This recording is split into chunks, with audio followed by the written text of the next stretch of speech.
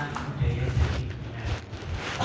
Kalau masih ingat, sejak awal juga saya akan mention bahwa ketika kita bicara tentang manajemen farmasi, maka akan ada siklus apa?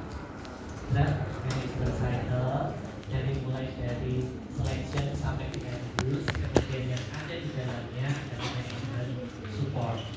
Hari ini kita akan bahas manajemen support, yaitu manajemen organisasi dengan sedikit SDM-nya, kemudian ditambah dengan IT untuk tugas adik-adik. Saya sudah pilih satu video, semoga bisa diputar ya. Oke, dari ini kita akan belajar tentang budaya dan lingkungan. Adik-adik kebayang nggak kok farmasi kok belajar budaya gitu ya? Ya inilah yang kemudian salah satu hal yang perlu diperhatikan oleh manajer. Sebelum saya melangkah ke sana, mungkin adik-adik perlu saya kasih contoh sebentar. Oke, adik-adik, kalau misalkan adik-adik ketemu sama dosennya di jalan, apa yang kemudian adik-adik lakukan? Caranya menyapa gimana? Oke, cukup dengan itu ya. Tapi kalau kalian di lingkungan militer, bagaimana ketika kalian kemudian bertemu dengan atasan? Hormat, betul? Kalau kalian ketemu dengan misalkan Pak Kiai di lingkungan pesantren, nah ini merupakan salah satu contoh budaya. Oh, ini Pak Kiai nya datang. Oke, itu merupakan salah satu contoh budaya. Lain lagi misalkan adik-adik, menurut adik-adik itu ulang tahun penting nggak? Ulang tahun bagi diri adik-adik penting nggak? Penting. Penting untuk dirayakan tidak? Tidak. Tapi kalian tahu nggak, setiap tahun Fakultas Farmasi UGM itu merayakan Dies. Betul? Dan itulah yang kemudian salah satu yang nilai yang dianggap penting oleh Fakultas Farmasi. Itu juga contoh budaya. Lain lagi misalkan adik-adik, ingat nggak kalau misalkan teknik dan dosen itu semestinya itu menggunakan seragam pada hari-hari tertentu. Hari Senin seragamnya apa? Putih sama biru. Hari Selasa merah, benar nggak? Hari Rabu kayak gini kan ya, biru sama apa? Coklat gitu. Padahal dulu ya nggak ada yang namanya seragam. Apa yang kemudian ingin dianggap penting dan ditonjolkan dari situ? Bahwa UGM ingin membuat sebuah yang lebih branding lagi, bahwa dia adalah institusi yang apa? Kalau yang berseragam itu yang kayak apa sih? Profesional gitu ya, disiplin gitu. Padahal ketika kita nggak pakai seragam itu mencerminkan apa sih? Kreativitas, keberagaman, benar nggak? Ekspresi. Nah, kalian ketika kuliah apakah pakai seragam adik-adik? Enggak, tapi trennya sekarang apa deh? Ada satu seragam yang kemudian dipakai, ya enggak? Korsa, gitu ya. Kenapa sih kalian kemudian bikin korsa deh? Budayanya adalah identitas. Ya, padahal dulu adik-adik ketika kalian SMA, pengen nggak ke sekolah nggak pakai seragam? Pengen, iya nggak? Pengen. Tapi kemudian sekarang ketika sudah diberikan kebebasan yang pakai seragam, kok kangen ya pakai seragam, gitu ya. Nah, itu yang kemudian saya ingin sampaikan hari ini, bahwa sebenarnya di dalam kita mengelola organisasi itu nggak bisa hanya sekedar memimpin dengan yang memimpin sesuai dengan SOP, tetapi di situ ada budaya dan lingkungan yang perlu kita ketahui. Oke, introduction-nya ada yang namanya manajer, ada yang dinamakan organisasi. Pasti manajer itu bekerja di mana? Organisasi. Nah, inilah yang kemudian siapa sih manajer? Ini kayaknya dari awal sudah saya sampaikan gitu ya. Manajer itu orang yang melakukan koordinasi dan pengawasan agar apa? Agar dia mencapai sasaran-sasaran organisasinya. Kalau kita breakdown di dalam dalam sebuah organisasi itu ada yang namanya top management sampai dengan siapa? First line management gitu. Kalau di farmasi top manajemennya siapa? Di mana gitu ya. Kalau middle manajemennya siapa? Bapak dan ibu siapa? Kadep, iya kan? Karena struktur organisasinya adalah dari fakultas kemudian turun ke dekanan, iya nggak? Dari fakultas turun ke departemen. Kemudian habis dari departemen, kemudian first line manajemennya siapa? Bapak Ibu Kalap dan kemudian siapa? Bapak Ibu Kaprodi. Kalau saya ini siapa dek? Ya bukan manajerial, oke? Nah, kemudian manajemen ini adalah yang apa yang dilakukan oleh manajer, yaitu menjalankan fungsi-fungsi manajemen. Dari awal juga sudah saya sampaikan apa bedanya efektif dan efisien ya. Efektif itu terkait dengan apa? Mencapai target, tetapi kalau efisien itu terkait dengan pengelolaan sumber daya. Oke. Apa sih kemudian pekerjaan manajer bisa dibagi menjadi 3? Dari fungsinya, kemudian dari keahliannya, dan dari peranannya. Yang paling gampang ketika kita mendefinisikan fungsi dari manajer yaitu POAC, planning, organizing, actuating, dan controlling. Inilah yang kemudian harus dilakukan oleh seorang manajer. Ya, merencanakan itu apa? Mendefinisikan sasaran, strateginya bagaimana, sampai dengan menyusun mengembangkan rencana kerja. Kalau adik-adik di dalam sebuah organisasi mahasiswa, maka di awal tahun kalian akan melakukan apa nih?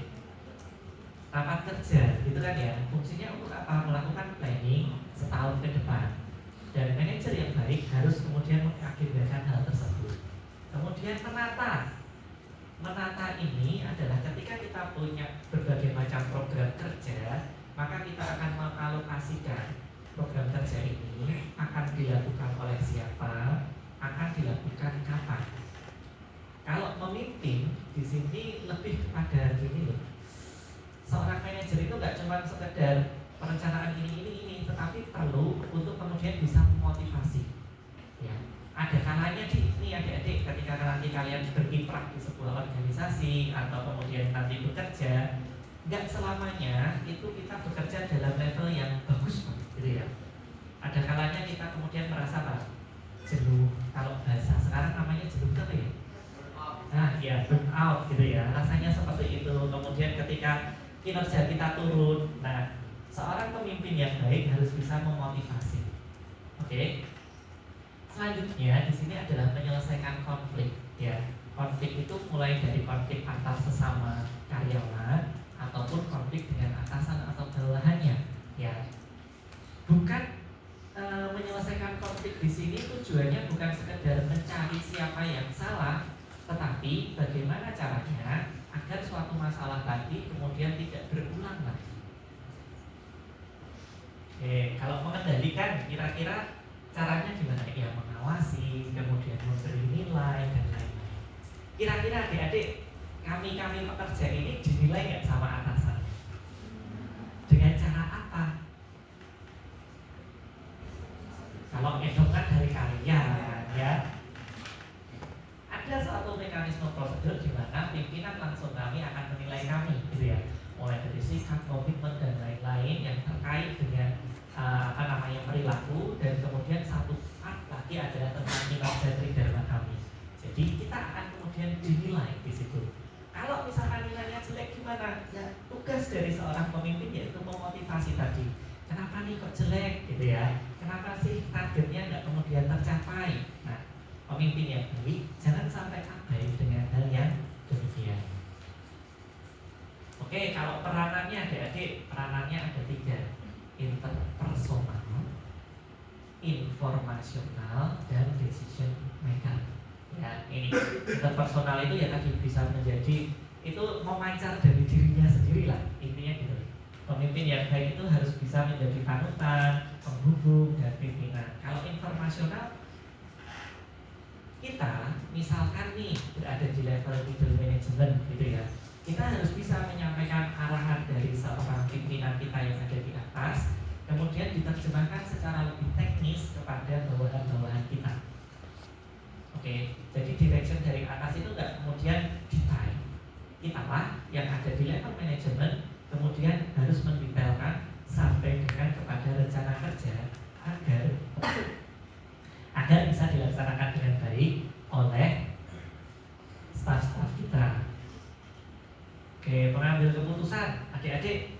Nah, ketika kalian masih kuliah ini, maka adik-adik harus bisa berlatih untuk mengambil keputusan yang baik. Ya, salah ketika mengambil keputusan ketika adik-adik belajar di sini itu nggak apa-apa. Yang nggak boleh adalah adik-adik takut mengambil keputusan. Sekarang itu masih belajar, ya nggak? Dan belajar itu boleh salah. Yang nggak boleh apa dik? Yang nggak boleh adalah berbohong. Ya, salah itu boleh, tapi jangan sampai bohong. Oke, keputusan yang kemudian kalian ambil hari ini sudah mengambil keputusan belum? Sudah kan ya? Saya mau pakai Corsa atau enggak? Gitu kan ini. Saya mau berangkat kuliah atau enggak? Iya kan? Saya mau kalau pas puasa saya mau mokel apa enggak? Gitu kan ya.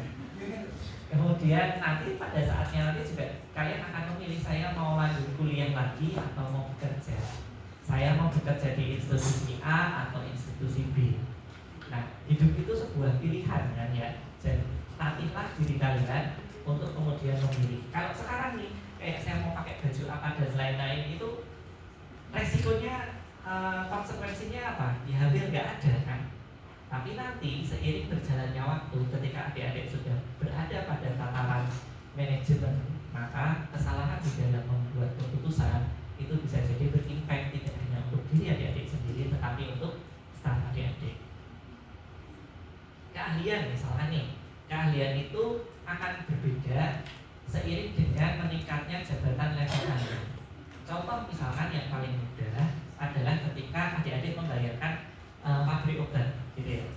Di dalam pabrik obat, maka yang first line manajemennya siapa dia? First line manajemennya siapa? Supervisor produksi misalnya. Dia harus menguasai keahlian-keahlian tekniknya. Bagaimana cara membuat tablet yang baik, ya enggak? Bagaimana biar suspensinya enggak cracking? Bagaimana kemudian dia bisa mengefisienkan sumber daya yang ada? Saya running alat ini kemudian menghasilkan output berapa?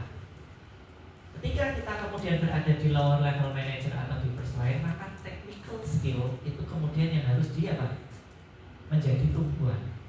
Tapi berbeda ketika kalian sudah menjadi seorang direktur, maka conceptual skill atau kemudian lebih, kita harus melihat sesuatu itu menjadi lebih makro lagi.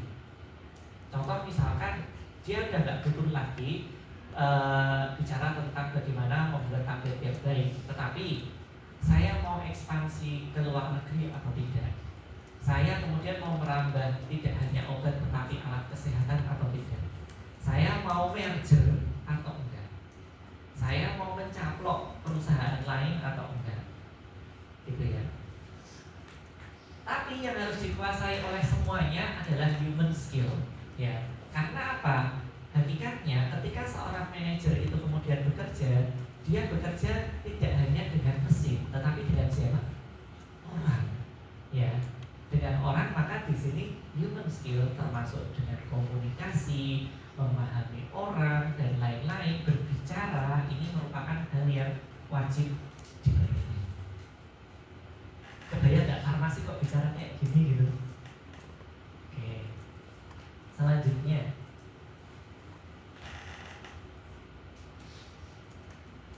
ini ya tadi ya. Kalau tadi kita bicara tentang manajer, kita bicara tentang organisasi, di mana organisasi itu adalah tempat kerjanya manajer. Ini pengertiannya yang jelas. Kalau kita lihat Fakultas Farmasi ini merupakan organisasi bukan? Iya. Iya. Karena apa? Punya tujuan yang jelas ya. Tujuannya tercermin di mana? Visi misi. Oke, ada visi, misi, dan tujuan. Kalian ingat nggak visi misinya apa gitu? Enggak, gitu kan ya. Oke, strukturnya nyata enggak? Nyata ya. Kalau sekarang ada nggak gambar struktur organisasi di kampus yang nggak ada ya, sudah ada ya. Oke, sebelum gedung ini jadi, tahu nggak dekanatnya ada di mana? Sebelum gedung ini jadi, tahu nggak dekanatnya ada di mana? Kalian itu masuk udah ada gedung ini? Iya. Sebelum ada gedung ini, dekanat itu berada di lantai 2 unit 1. Berada di lantai 2 unit 1. Oke, jadi lobi bawah itu adalah lobi tempat kita ngapa-ngapain dulu di sana. Bukan lobi APSLC karena belum ada. Naik di atasnya, persis di atas lobi itu adalah kemudian ruang dekanat. Nah, naiknya pakai tangga kan? Nah, ketika naik pakai tangga di situ, terpaparlah kemudian struktur organisasi di sana. Jadi dulu di sana ada struktur organisasi. Masih ada nggak? Masih ada? Oke, saya udah nggak pernah tadi lewat situ ya. Dan di situlah unit 1 itu kemudian jadi tempat Nadia Farmasi dulu di situ. Mulai dari dekanat di sebelah utara sendiri, kemudian ada TU, ada akademik dan lain-lain sampai di situ. Oke. Ada manusianya enggak? Ya, ada lah ya. Ada Pak Dekan kok, masa ada manusianya. Oke. Nah, ketika kita kemudian masuk kepada kemudian Pak, apa sih kemudian pentingnya seorang manajer itu belajar budaya organisasi. Inilah pentingnya bahwa Pak, manajer itu kemudian nggak bisa serta-merta bekerja melampaui wewenang. Ada sesuatu hal di mana kita tidak bisa bertindak sesuka hatinya, ada pembatasnya.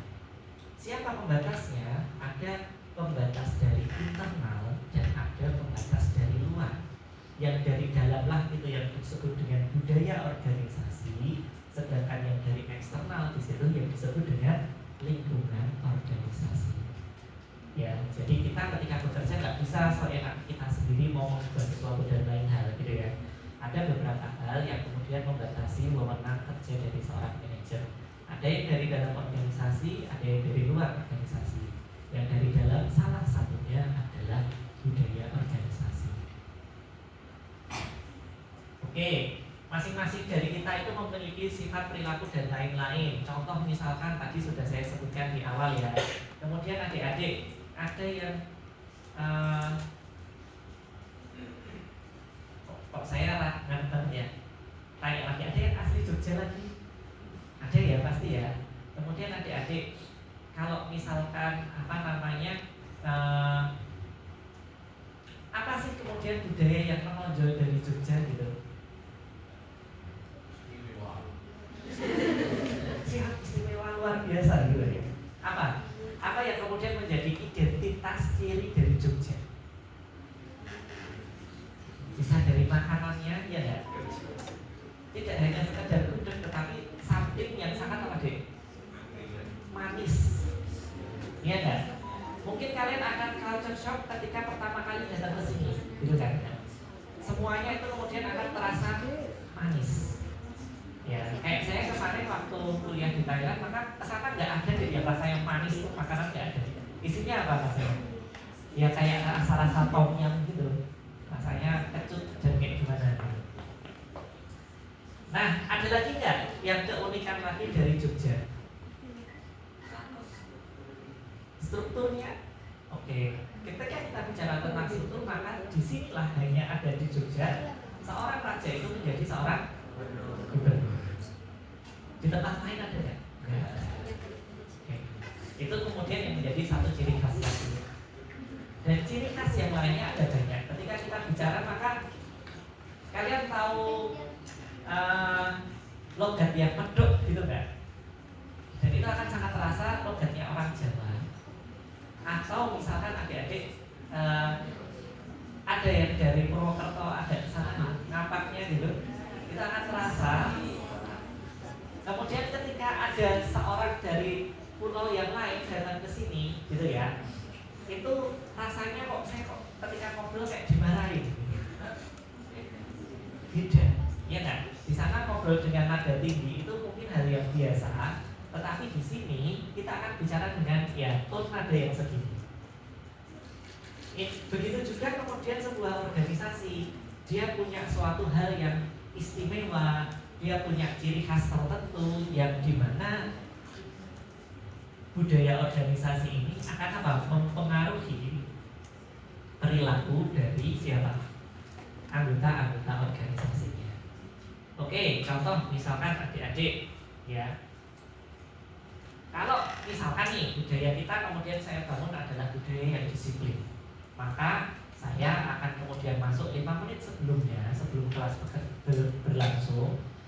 Ketika saya menutup pintu, maka apa? Sudah dinyatakan terlambat dan adik-adik gimana?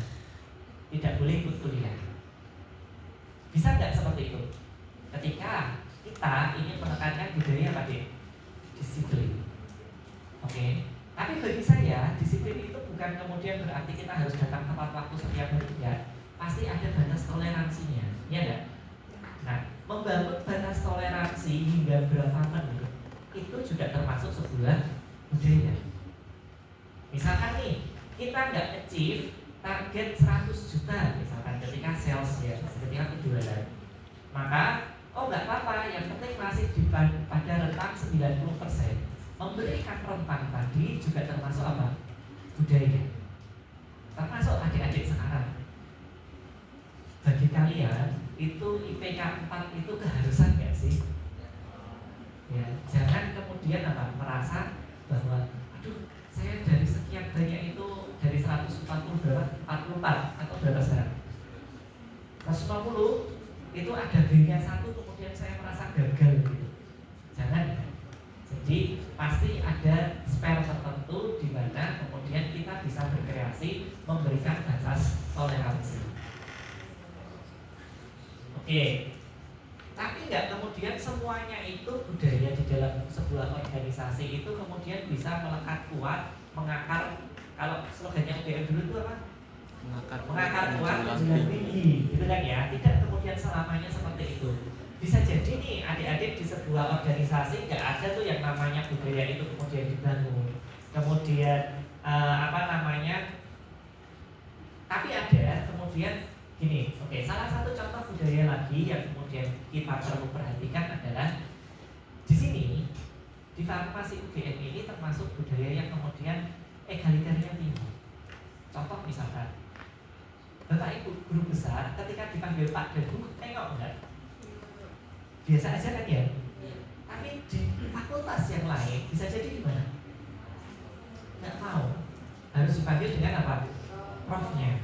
Atau di sini adik-adik, apakah kalian memanggil saya sebagai up gitu? Enggak lah. Tapi di fakultas sebelah dia memanggilnya gimana? Dok, gitu kan ya?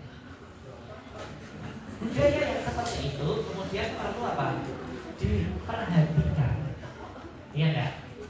Atau misalkan mungkin bukan dari UGM gitu ya, adik-adik tahu fakultas sebelah yang di Jakarta KM atas gitu, UII, oke? Rektornya yang barusan ganti, iya enggak? Pak Fatul ya, bukan Pak Fatul Muin. Pak Fatul itu kemudian mengeluarkan sebuah instruksi bahwa ketika dia menandatangani sebuah dokumen tetapi itu bukan dokumen resmi ijazah gitu, dia kemudian apa sih? Menanggalkan semua gelarnya, gitu kan ya? Agar apa? Dia ingin membangun budaya yang dekat dengan siapa? Mahasiswa, dengan kemudian tekniknya, dengan dosennya. Jangan kemudian ada pangkat itu kemudian apa sih? Menjadi jarak. Iya nggak? Oke, sekarang adik-adik kalau manggil saya kan Pak ya. Tapi pernah nggak ketika kalian berada di sesuatu hal di sana di mana saya nggak lagi di kelas dan kemudian saya dengan teknik ataupun yang lain, saya nggak dipanggil Pak? Belum pernah dengar? Oh, belum pernah dengar? Oke. Biasanya saya akan memanggil mereka akan memanggil saya dengan Mas gitu. Apakah itu kemudian jarak? Enggak. Jarak apa ya? Tidak sopan? Enggak. Tapi kalau kalian ya jangan ya. Oke, ya, hal yang seperti itu. Ya, panggilan kemudian sapaan itu adalah salah satu budaya yang kemudian tumbuh berkembang. Dan ketika kita kemudian mengeneralisasi atau membuat itu menjadi something yang umum, artinya kita ingin menekankan itu. Oke, misalkan nih, ketika saya juga berada di apotek misalkan, apakah karyawan-karyawan saya kemudian manggil saya Pak? Enggak. Karena kita pengennya ya kita cuma beda sedikit, ya nggak masalah kalian mau panggil Mas dan Mbak, itu nggak masalah. Oke, budaya yang kuat itu penting kenapa? Karena budaya yang kuat akan memberikan kesetiaan, ya. Jadi orang kemudian cenderung untuk bekerja dengan lebih giat, mendorong kinerjanya menjadi lebih baik. Tapi ketika budaya itu terlalu kuat, maka yang terjadi adalah karyawan itu kemudian nggak tumbuh nih rasa berekspresinya. Oke, ini lagu-lagu nih mempelajari budaya dari mana? Ya, dari cerita. Ya, biasanya orang-orang zaman dulu itu suka bercerita. Oke, adik-adik dulu PPSMD enggak? Namanya apa? Pionir. Oke, di Pionir ada enggak materi tentang UGM-an? Cerita tentang apa di sana? Cerita tentang apa? Sejarah, kemudian filosofi, ada lagi Jati Pohon. pendiri, pohon. Iya, pohon juga. Pohon, ada lagi. Ada lagi. Ya, dan itu kemudian akan selalu diceritakan kepada adik-adik yang apa? Mahasiswa baru. Untuk kemudian mengenal bahwa UGM itu bukan kemudian hanya sebuah tempat untuk belajar, tetapi UGM kemudian menjadi jati diri adik-adik sebagai seorang mahasiswa. Apakah semua dosen UGM itu S1-nya dari UGM? Enggak. Oleh karena itu, nanti ketika kita penerimaan mahasiswa baru, penerimaan dosen baru, maka kita juga akan dilansar lagi tentang nilai-nilai ke UGM. Ya, dan itu kemudian menjadi salah satu hal penting di mana nilai-nilai ke UGM itu menjadi titik tangkap kita untuk kemudian bekerja di sini. Acara ritual, ya. Acara ritual ini bukan kemudian harus pakai kemenyan gitu ya, tetapi tadi melakukan upacara pidato di setiap tahunnya. Kemudian kita melakukan apa hal yang kemudian berulang-ulang, ya, untuk mengekspresikan bahwa itu dianggap sebuah hal yang penting. Oke, tapi bisa jadi adik-adik, apa sih hal yang dilakukan berulang-ulang di dalam diri kalian liburan gitu? Bisa jadi gitu ya, karena ada kemudian orang kayak gini ya, pokoknya setiap 1 tahun saya harus dengan keluarga itu liburan gitu, 2 atau 3 kali setahun. Itu kemudian diulang-ulang terus. Artinya apa? Keluarga tadi kemudian menekankan bahwa kebersamaan itu kemudian menjadi sebuah hal yang penting. Oke, simbol kebendaan. Contoh misalkan tadi acara berpakaian dan lain-lain. Ini saya termasuk orang yang tidak suka berpakaian kayak yang lain gitu ya. Maksudnya ketika kita ada nih tata aturan berpakaian gitu ya. Salah satunya adalah memakai kokat, iya enggak? Dan itu kemudian sekarang dipaksa. Tahu nggak cara maksanya gimana? Kalau mau naik lift harus ngetel, iya enggak? Tapi saya buru-buru mau pakai itu, udah naik tangga aja bisa, gitu kan ya. Nah itu adalah salah satu contoh pemaksanya.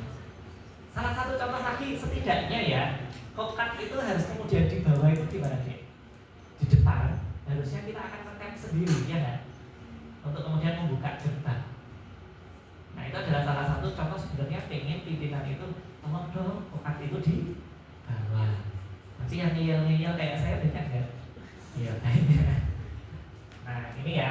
Kemudian simbol kebendaan yang lain. Adik-adik pernah tahu nggak? Ada sebuah kantor di mana kantornya itu kemudian isinya kubikel. Kubikel yang rendah. Ya, nggak sampai tinggi, tapi cuma rendah. Di satu ruangan besar, kemudian ada kubikel-kubikelnya. Tapi ada di tempat lain yang mungkin nggak pakai kubikel, cuman ya pokoknya meja besar aja. Itu juga salah satu contoh budaya yang ingin dibangun. Tapi ada nggak kemudian ruangan itu satu-satu gitu? Ya ada. Apa yang kemudian diinginkan ketika ruangan itu disetting tanpa kubikel? Komunikasi dianggap menjadi lebih penting, ya enggak? Tapi itu apakah semuanya akan berlaku dan works di semua tempat? Enggak. Ada kalanya kita kemudian bekerja itu gimana deh? Pengennya ngobrol aja, ya enggak? Akan kemudian membuat apa? tujuan organisasi tidak bisa diraih dengan baik. Oke, kalian kalau naik ke lantai 4 gitu, ruangannya kubikel enggak? Ada yang kubikel, ada yang enggak? Iya enggak? Bahasa tadi ya, oh satu lagi deh, yang kemudian saya agak sedikit risih gitu ya. Setiap kali kemudian kita mau bicara, pokoknya izin pak, izin gitu, iya enggak? Itu budayanya siapa sih? Apakah kemudian kita harus mengikuti yang seperti itu? Nah, apalagi kita di ranah akademis yang seperti ini, di mana kebebasan berpendapat itu kemudian apa? Menjadi di ini kan ya, di apa namanya? Yuk ngomong dong gitu. Cuma masalahnya mahasiswa zaman sekarang itu kalau disuruh ngomong gimana deh? Malu gitu kan ya. Tapi kalau disuruh bikin video gimana deh? Jago-jago gitu ya. Nah ini yang kemudian berbeda. Nah, budaya itu kemudian mempengaruhi manajer tadi ya. Ada misalkan tadi budaya, kemudian perilaku fungsi manajer tadi POAC ya. Nah, apa nih di fungsi perencanaan, di fungsi planning tadi tingkat resiko yang diperbolehkan.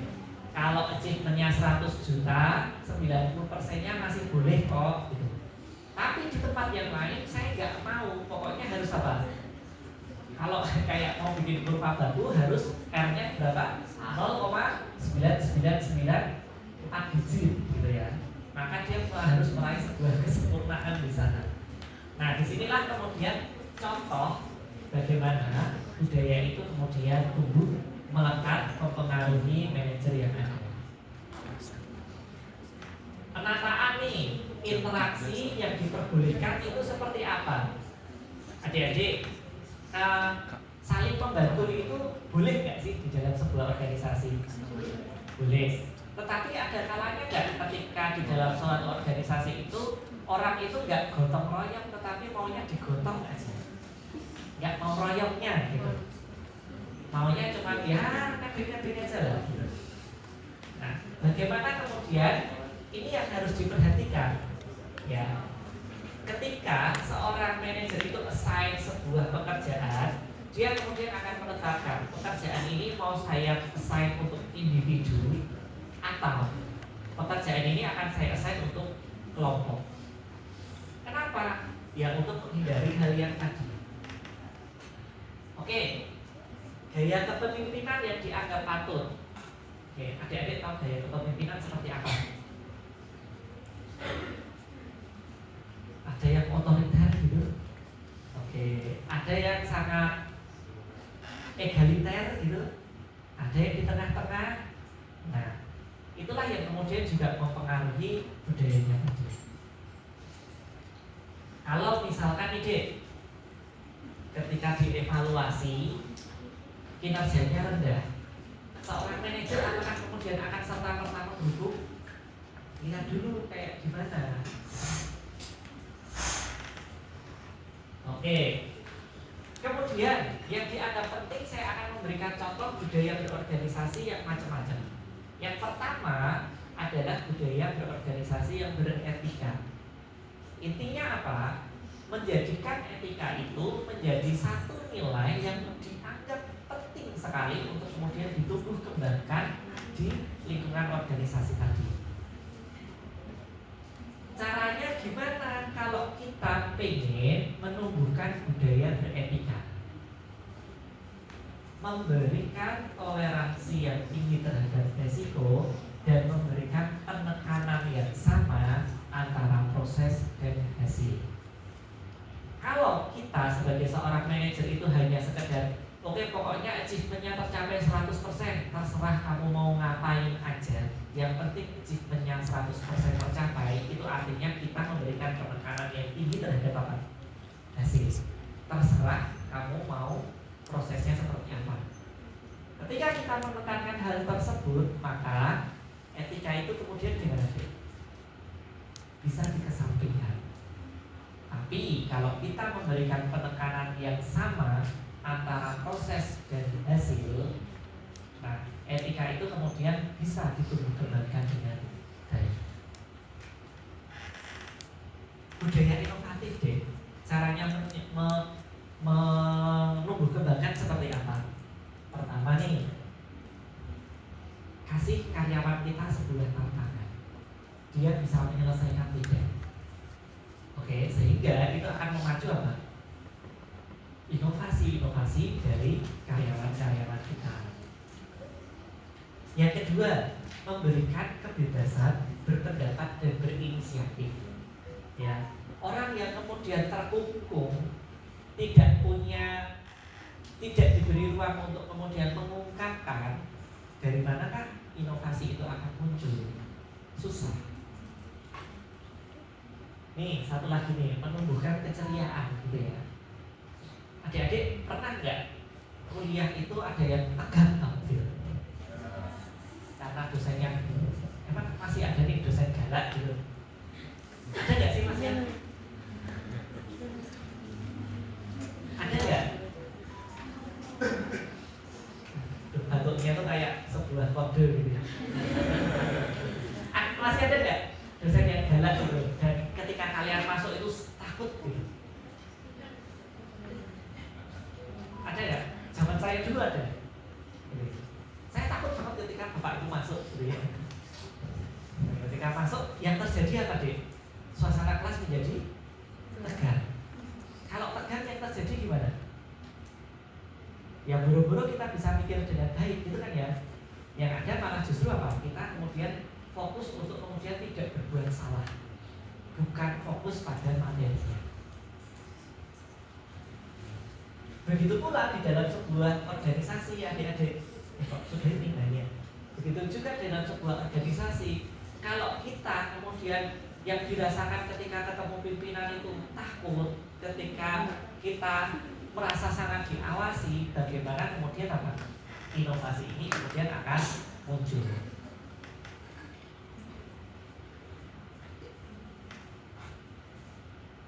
Oke, ini khasnya Indonesia.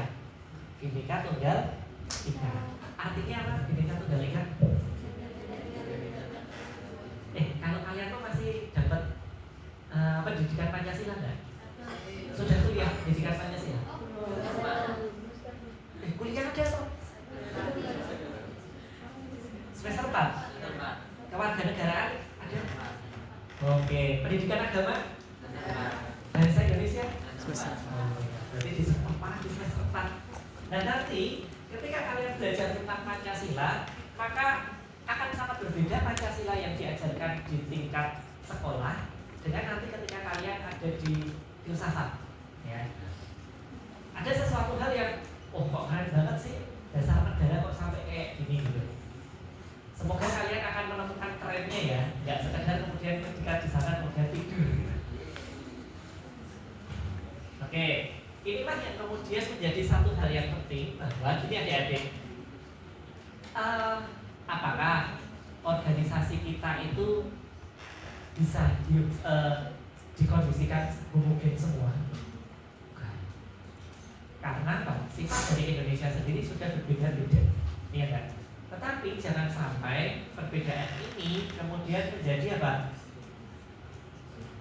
Penghambat kita untuk kemudian bisa maju, kemudian bisa berusaha dengan lebih baik lagi.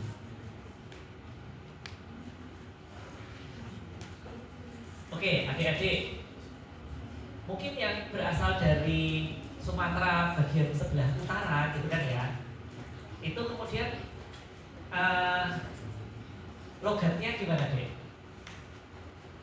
Agak keras gitu ya. Oke. Kalau kemudian manajer yang baik itu kemudian bisa tahu, nah ada beberapa hal yang kemudian bisa dilakukan. Contoh ya, jangan tempatkan yang bersuara keras tadi di mana? Untuk melayani yang ada di depan frontliner, khususnya customer service. Bisa nih ditempatkan di tempat yang dia memang sangat suitable untuk itu. Tapi nggak semuanya juga demikian. Karena apa? Ada beberapa orang yang kemudian tingkat toleransinya itu tinggi, sehingga dia bisa menyesuaikan gaya bicara yang ada di sini. Itu nggak masalah.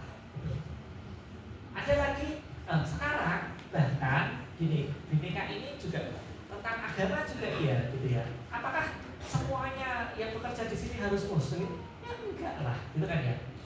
Enggak, gitu. Kita akan menerima dari berbagai macam agama juga enggak masalah, gitu. Itulah yang kemudian malah gimana kalau misalkan nih, kayak contoh misalkan Pak Satpam, gitu ya? Apakah sekarang satpamnya itu cowok semua? Enggak. Tahu nggak dulu ada zaman di mana satpam itu cowok semua di zaman saya kuliah. Yang terjadi apa dia? Ketika hari Jumat itu gerbang itu ditutup dan kita nggak bisa keluar, kita nggak bisa masuk. Tapi dulu masih ini parkirannya di dalam. Jadi di situ di unit 1 itu parkiran mahasiswa itu semuanya. Parkiran mahasiswa. Parkiran mahasiswa semuanya, di unit 3 itu mahasiswa juga iya. Di mana apa ya? Kita bisa parkir di manapun everywhere di sini. Apa? Oke, yang jadi masalah apa? Yang jadi masalah apa? Yaitu tadi ketika Jumatan gimana? Ditutup semuanya. Kan nggak semua mahasiswa Jumatan, iya nggak? Kasihan mbak-mbaknya yang kemudian pengen apa? Pulang. Apalagi kalau kemudian apa? Hotelnya lama, gitu kan ya? Belum makan, gerbangnya belum dibuka. Nah tapi sekarang enggak gitu. Kemudian makanya dari itu yang namanya keberagaman itu bukan menjadi penghambat gitu ya. Enggak semuanya kok satpam itu harus cowok, boleh yang cewek, justru itu akan membuat organisasi menjadi lebih apa? Baik lagi. Oke, itu tentang budaya adik-adik. Ada yang mau ditanyakan? Ya, jadi budaya itu apa sih? Sesuatu hal yang kemudian bisa membatasi gerak dari kewenangan manajer di dalam sebuah organisasi yang berasal dari internal organisasinya. Sekarang kita kemudian beralih kepada apa? Lingkungan organisasi. Apa lingkungan organisasi? Hal-hal tadi sama persis kayak budaya, tapi itu berasal dari siapa deh? Luar organisasi. Dan lingkungan ini ada dua hal, lingkungan spesifik dan lingkungan generik. Adik-adik kalau kemarin sudah bicara tentang manajemen strategik, bicarakan ya Pak Satibi, model manajemen strategik disinggung enggak? Yang ada analisis SWOT-SWOT-an. Analisis SWOT itu sebenarnya apa sih? Memindai lingkungan organisasi. Salah satunya adalah lingkungan yang dari luar tadi itu adalah ada di sini.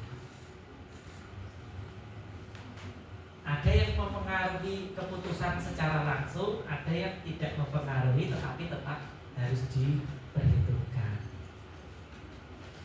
Contoh misalkan adik-adik yang paling mudah, adik-adik kalau ada libur itu susah apa sebenarnya? Susah apa sebenarnya? Bagi saya sekarang ya, apalagi ketika saya dapat part itu yang partnya terakhir-akhir gitu ya.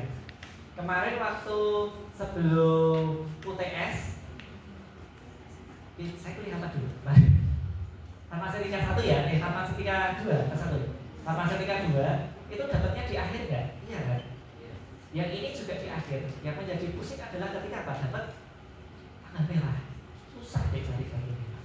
Ya, itu salah satu hal yang kemudian gak semuanya loh tanggal merah itu kemudian bisa membuat hati senang. Tapi itu harus diperhatikan ketika kita membuat penjadwalan, iya enggak? Kalau jadwalin oke ternyata ada tanggal merah, di mana kita harus kemudian mengganti. Oke, inilah yang kemudian ada yang namanya lingkungan spesifik, ada yang dinamakan lingkungan generik. Nah, manajer harus memperhatikan keputusan ketidakpastian yang ada di lingkungan tadi. Oke, lingkungan spesifik, pernah lihat ini belum? Pernah lihat gambar ini belum? Coba deh, kalian masukin ini ke AI gitu. Ini bicara tentang apa?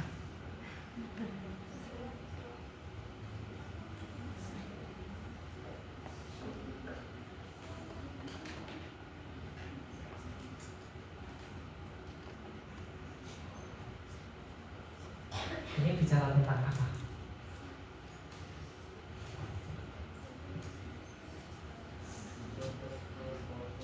Ada yang kemudian keluar kata-kata porter gitu. Oke. Ya kan? Itu adalah 5 kekuatan utama dari porter untuk kemudian bagaimana kita bisa bersaing. Dan ini dari luar organisasi. Kita punya ancaman baru harus bisa deal. Kita kemudian ada pendatang. Sekarang gini adik-adik, untuk misalkan pendatang baru, ada sesuatu hal yang dimana di situ ada yang dinamakan economic skill. Pernah dengar economic skill? Skala ekonomi. Suatu industri itu nggak kemudian serta-merta kita bisa masuk ke dalamnya dengan mudah. Ya, salah satu yang akan menghalangi adalah economic skill. Contohnya gini, kita kalau mau bikin pabrik obat itu mudah nggak sih? Kita harus perhatikan dulu kapasitas produksi kita. Kalau mau bikin pabrik obat di sana, maka saya harus mengeluarkan output itu sekian yang harus terjual. Kalau enggak laku. Kalau enggak BEP. Inilah yang kemudian apa deh? Yang dinamakan economic skill. Kita mau masuk ke sebuah industri baru, itu membutuhkan apa? Mesin dan lain-lain. Ya, enggak semuanya punya kesempatan yang sama untuk bisa. Itulah juga yang dinamakan economic skill. Tapi kalau kita bicara tentang apotek, adik-adik, karena yang paling dekat dengan kita apotek ya, mudah nggak apotek itu tumbuh baru? Nah, hati-hati untuk ancaman pendatang baru itu dari sana. Contoh misalkan ini, bagaimana kita bersaing bisa memenangkan persaingan dengan deal dengan pemasok.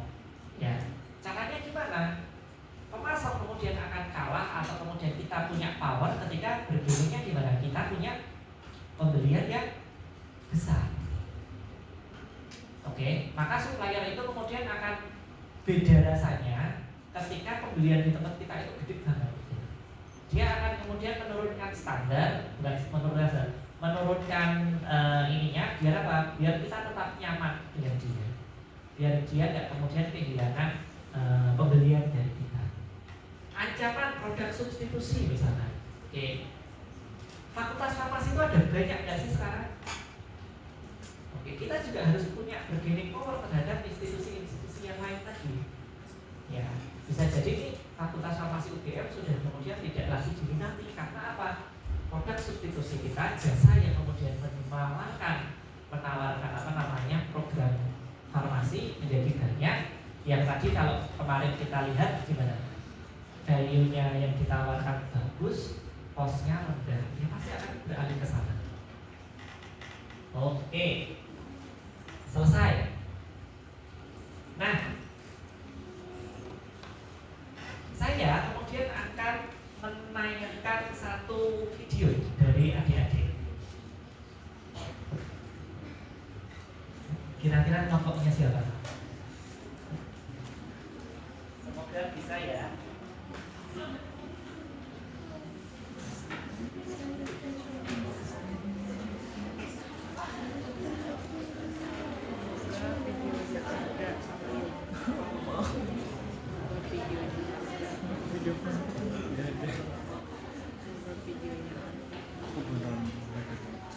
Videomu sih bagus. Videomu itu bagus video. HP. Mau belum? Keluar ya.